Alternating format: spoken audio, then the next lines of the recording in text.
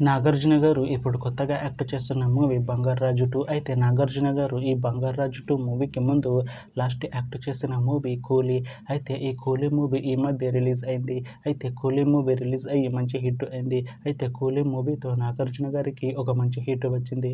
అయితే నాగార్జున గారు 'కూలీ' మూవీ రిలీజ్ తర్వాత కాస్త టైం గ్యాప్ తీసుకొని ఇప్పుడు మళ్ళీ ఈ 'బంగార్రాజు 2' మూవీలో యాక్ట్ చేస్తున్నారు నాగార్జున గారు.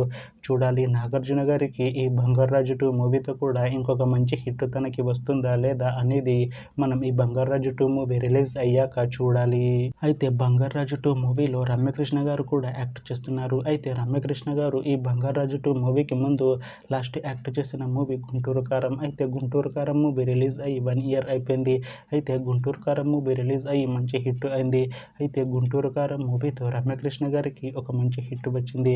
అయితే రమ్యకృష్ణ గారు 'గుంటూరు కారం' మూవీ రిలీజ్ తర్వాత 1 ఇయర్ టైం గ్యాప్ తీసుకొని ఇప్పుడు మళ్ళీ ఈ 'బంగార్రాజు 2' మూవీలో యాక్ట్ చేస్తున్నారు రమ్యకృష్ణ గారు.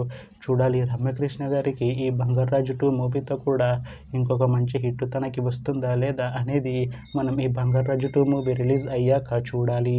అయితే 'బంగార్రాజు 2' మూవీ రెగ్యులర్ షూటింగ్ 2026లో స్టార్ట్ చేసి ఈ 'బంగార్రాజు 2' మూవీని 2027లో రిలీజ్ చేసేలా ప్లాన్ చేస్తున్నారు మూవీ టీం.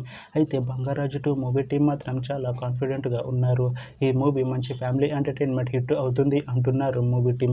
చూడాలి 'బంగార్రాజు 2' మూవీ రిలీజ్ అయ్యాక మంచి హిట్ అవుతుందా లేదా అనేది మనం ఈ 'బంగార్రాజు 2' మూవీ రిలీజ్ అయ్యాక చూడాలి. Thanks for watching this video friends. మీకు ఈ వీడియో నచ్చితే ఈ వీడియోని లైక్ చేయండి. ఇంకా ఇలాంటి మూవీ అప్డేట్స్ కోసం ఈ ఛానల్ని సబ్స్క్రైబ్ చేసుకోండి.